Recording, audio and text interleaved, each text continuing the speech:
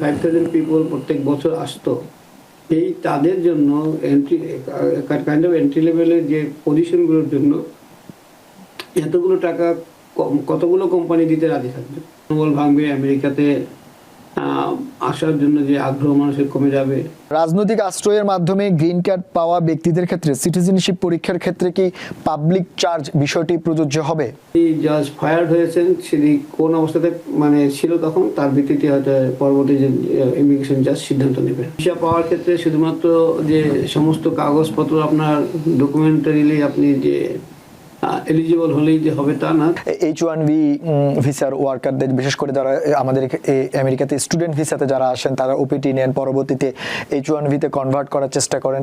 সেটি তো কি এর আগে $1,00,000 ছিল, $100,000, সেটি আদালতে স্থগিত পড়ে এখন আবার নতুন করে $103,000 আবার এক্সিকিউটিভ অর্ডারের মতো করে আবার ঘোষণা দিয়েছে প্রশাসন।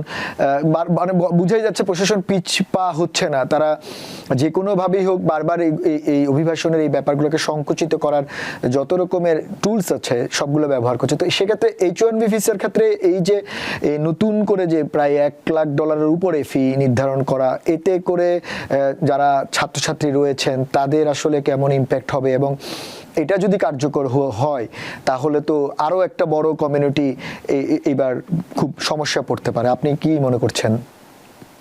নিডলেস টু সে, এটা মনে করার জন্য আপনার অ্যাটর্নি হওয়ার দরকার নেই। যে কোনো কেউ বুঝছেন যে একজন এন্ট্রি লেভেল একজন চাকরি যিনি চাচ্ছেন এন্ট্রি লেভেলের একটা পজিশনের জন্য, কোন কোম্পানি তার জন্য $1,00,000 মানে অন্যান্য খরচ বাদে শুধু $1,00,000 সরকারি ফি দিতে রাজি হবেন? প্রথমত হলো অনেক কোম্পানি আছে এবং অনেক বেশি ট্যালেন্টেড আপনার এমপ্লয়ি আছে যাদের জন্য কোনো সময় $1,00,000 কেন $5,00,000 কোনো কোম্পানি খরচ করতে পারে। But that is exceptionally brilliant people, exceptionally যারা কিনা প্রুভেন যে কোয়ালিফাইড, এবং তাদের জন্য অলরেডি ওই কোম্পানিগুলো করবে এরকম হাতে গোনা কিছু লোক হতে পারে। কিন্তু ইন জেনারেল যে H1B যাতে প্রায় 65,000 পিপল প্রত্যেক বছর আসতো, এই তাদের জন্য কাইন্ড অফ এন্ট্রি লেভেলের যে পজিশনগুলোর জন্য এতগুলো টাকা কতগুলো কোম্পানি দিতে রাজি থাকবে? এমনকি যারা ফরচুন 500 যে কোম্পানিগুলো আছে তারাও এরকম টাকা ইনভেস্ট করার জন্য কোনো করার মতো আমি ইনসেন্টিভ তাদের আমি দেখি না। সুতরাং বলাই বাহুল্য যে এই যে পরিমাণটা যে ডলার যে পরিমাণ নির্ধারণ করেছে $103,000, তাই এটা হলো প্রভাবিটি আলটিমেটলি যাতে কিনা মানে এই সংখ্যা ড্রাস্টিকলি কমে যাবে। 65,000 থেকে আমি I will not be surprised যদি দেখি মাত্র কয়েকশোতে এসছে এক বছরে। সুতরাং এটার ইম্প্যাক্টটা একবারেই মানে খুবই অ্যাডভার্স হবে সবার ক্ষেত্রেই। যারা কিনা পড়াশোনা করে বেরোচ্ছিল, যাদের আশা ছিল যে আমরা দেশে পড়াশোনা করেছি, একটা চাকরি পাবো, ট্যালেন্টেড তারা, তাদের ক্ষেত্রে অবশ্যই ট্যালেন্টেড, কিন্তু সেই ট্যালেন্টেড তো এতগুলো টাকা, এতগুলো অর্থ, এতগুলো ডলার ইনভেস্ট করার মতো কোম্পানিদের জন্য এটা মোটো ইনসেন্টিভ না, এটা ইনসেন্টিভস মোস্টলি। সুতরাং এটা অনেকেরই মনোবল ভাঙবে, আমেরিকাতে আসার জন্য যে আগ্রহ মানুষের কমে যাবে। এর ফলে কিন্তু আমার ধারণা পিছিয়ে পড়বে আমেরিকা। কারণ এই ট্যালেন্টগুলো যারা কিনা আমেরিকায় চাকরি করতো তারা কিন্তু এদের পিছনে কিন্তু আমেরিকার কোনো খরচ করতে হয়নি। তারা তাদের নিজের দেশে আমরা যে ধারণাগুলো ছিল যে ব্রেইন ড্রেন, এটাই তো ছিল ব্রেইন ড্রেন, রাইট? আমেরিকা পৃথিবীর বিভিন্ন দেশ থেকে ভালো মানে ব্রেইনগুলোকে নিয়ে আসতো, তারা তাদেরকে একটা ভালো স্যালারির জন্যই আমেরিকা আসতো সবাই, একটা ভালো জীবনের জন্য আসতো সবাই, এবং তারা এসে কন্ট্রিবিউট করতো। H1B আজকে ইলন মাস্ক পৃথিবীর প্রথম ট্রিলিয়নের, উনি H1Bতে এসেছিলেন। এটাকে অ্যাট্রাক্ট করার পিছনে কারণ আমি কিন্তু বুঝে উঠছি না, এটা খুব প্যাট্রিয়টিক কিনা তাও আমার সন্দেহ।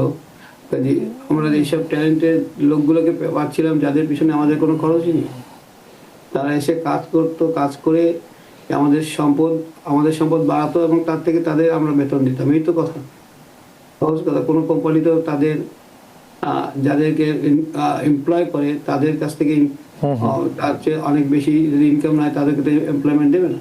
দাদা, আমাদের আরো অনেক দর্শক আমাদের টেলিফোনে আছেন এবং অনলাইনেও আছেন, আমরা একটু দর্শকদের ফোনগুলো নিতে চাই। দর্শক কে আছেন, আপনি নাম বলে প্রশ্নটি করুন। জি, আসসালামু আলাইকুম। একটু তাকে প্রশ্ন আছে, তো আমার একটু ভুল হয়ে গেছে, আমি নাই ভালোভাবে একটু যদি বলতে। আমি এটা বলতে জানতে চাচ্ছি যে আমি যদি ফাইনাল হ্যাঁ কিন্তু আমি অ্যাটর্নির অফিসে যাবো, আর প্রশ্নই আসে না আমি ফেডারেল কোর্টে যাবো, তো কি আমার অ্যাটর্নি কি চেঞ্জ করতে পারবে না, মানে কি হতে পারে একটা সম্ভাবনা কি? আচ্ছা, একটা যদি আপনার হিয়ারিং কখন? আপনার কদিন বাকি আছে আর? কালকে তো কালকে হিয়ারিং হলে একদিনের মধ্যে তো চেঞ্জ করা যায় কিনা সেটি আপনি চিন্তা করুন। আমি একটু আমাদের অ্যাটর্নি মহোদয় দাদা যদি একটু বলতেন। ওকে, কালকে যদি হয়তো অলরেডি কালকে হয়ে গেছে, আজকে তো অলরেডি মানে it's like nothing can be done, it's too late. হ্যাঁ, nothing can be done. So তার মানে ওনাকে হিয়ারিং এর যেভাবে উল্লেখ করা আছে ওভাবেই অংশ নিতে হবে। দাদা, আমাদের অনলাইনে অনেকেই প্রশ্ন করেছেন ফেসবুকে। শামীম আহমেদ নামে একজন বলছেন, after AOS application from visit visa to family immigrant visa, what will be the next status during processing time? Is it appropriate status? Okay, আমি একটু আবার একটু বলেন যদি, আমি একটু ভালো করে বোঝার চেষ্টা করছি। আচ্ছা, উনি বলছেন উনি AOS অ্যাপ্লিকেশন থেকে ভিজিট ভিসাতে যে ওনার ফ্যামিলি ইমিগ্রেন্ট ভিসাতে কনভার্ট হচ্ছে, এই বিটুইন দ্য টাইম যে স্ট্যাটাসটা ওনার রয়েছে সেটিকে অ্যাপ্রোপ্রিয়েট কিনা? খুব ক্লিয়ার না কিন্তু বোঝা। AOS মানে অ্যাডজাস্টমেন্ট স্ট্যাটাস হয় যদি কেউ এখানে আসার পরে কোনো ইমিগ্রেন্ট ভিসাতে উনি করতেন, এখান থেকে উনি বলতে যাচ্ছেন মানে উনি বোধহয় এখানে আছেন আজকে। হ্যাঁ, অনুমান করতে পারে উনি এখানে থাকেন, অলরেডি ভিজিট ভিসায় আছেন হয়তোবা, এবং সেখান থেকে অ্যাডজাস্টমেন্ট স্ট্যাটাস করতে যাচ্ছেন। তো প্রবলেমটা কোথায় এখানে? আচ্ছা, আরেকজন হচ্ছে উদ্দিন মোহাম্মদ তুহিন, উনি বলছেন ভিসা কখন ইস্যু হবে? আমরা সেটির উত্তর দিয়েছি, ভিসা আসলে কখন ইস্যু হবে কেউ বলা যায় না, এবং সরকার আপিল করতে পারে এমন সম্ভাবনা আছে। আচ্ছা, আরেকজন বলছেন দেওয়ান মালিক, উনি বলছেন রাজনৈতিক আশ্রয়ের মাধ্যমে গ্রিন কার্ড পাওয়া ব্যক্তিদের ক্ষেত্রে সিটিজেনশিপ পরীক্ষার ক্ষেত্রে কি পাবলিক চার্জ বিষয়টি প্রযোজ্য হবে? পাবলিক চার্জের প্রশ্ন যখন আপনি সিটিজেন হওয়ার সময় পাবলিক চার্জের কোনো প্রশ্ন নেই। প্রশ্নটা হলো পাবলিক চার্জের প্রশ্নটাই থাকে হলো কি আপনি যখন গ্রিন কার্ডের জন্য অ্যাপ্লিকেশন করছেন সেই সময়। আচ্ছা, আরেকটা হচ্ছে সুলভ সেন, উনি বলছেন পূর্বে ইমিগ্রেশন জজ দ্বারা 2025 সালে ইন্ডিভিজুয়াল হিয়ারিং সম্পূর্ণ করে, কিন্তু ডিসিশন দেওয়ার আগেই তিনি ফায়ার্ড হন, মানে জজ বাতিল হয়ে যান, নতুন জজ নিয়োগ হয়, তিনি আবার নতুন করে মাস্টার হিয়ারিং দেন। নতুন জজ ডিসিশন কি মাস্টার হিয়ারিং এর দিন দিবেন নাকি পরবর্তীতে আবার ডেট দিবেন? ওকে, ভেরি গুড কোশ্চেন।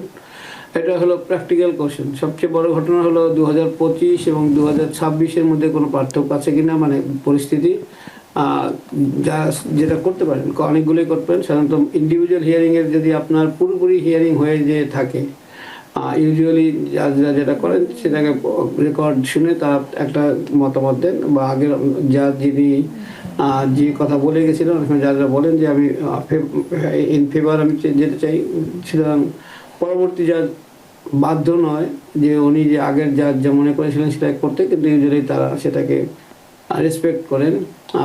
তো পরিবর্তিত পরিস্থিতি যদি হয়, কোনো কারণ যদি হয়, তখন মাস্টারিং মানি হলো যে আবার জিনিসটাকে নতুন করে শুনতেও পারেন যে আমি প্রথম থেকে শুনতে চাই, অথবা রেকর্ড হারিয়ে গেছে। এরকম অনেক সময় হয়েছে যে ইমিগ্রেশন যিনি ছিলেন তিনি হয়তো রেকর্ড পুশ করেননি, বা রেকর্ড কোনো কারণে এটা রেকর্ড হয়নি। সুতরাং মেনি থিংস।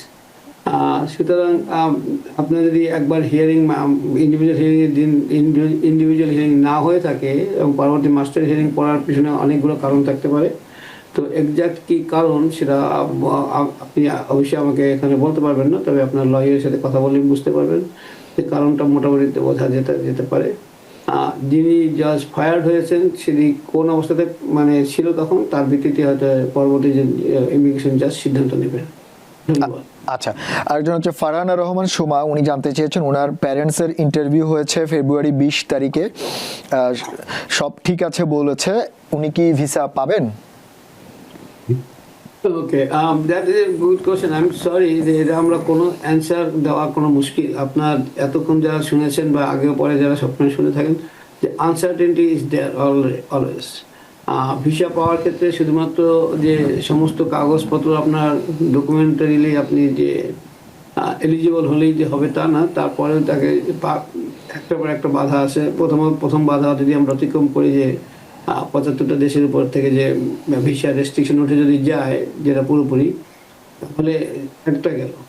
দ্বিতীয় হলো যে যিনি আসতে চান উনি পাবলিক চার্জের মধ্যে পড়বেন কিনা, তো সেটাকে যদি হন, তারপর যদি বন্ড দেয়, যে বন্ড দিতে পারবেন কিনা। সুতরাং জাস্ট লটস অফ, অথবা আপনাকে যদি দেখা হয় যে কোনো সময় যারা আসতে চাচ্ছেন তাদের কোনো সময় কোনোভাবেই মানে ইমিগ্রেশনের কোনো সুবিধা নিয়েছিলেন কেন, যেমন বার্থ রাইট, যেটা আমরা এখন দেখছি, রাইট, বার্থ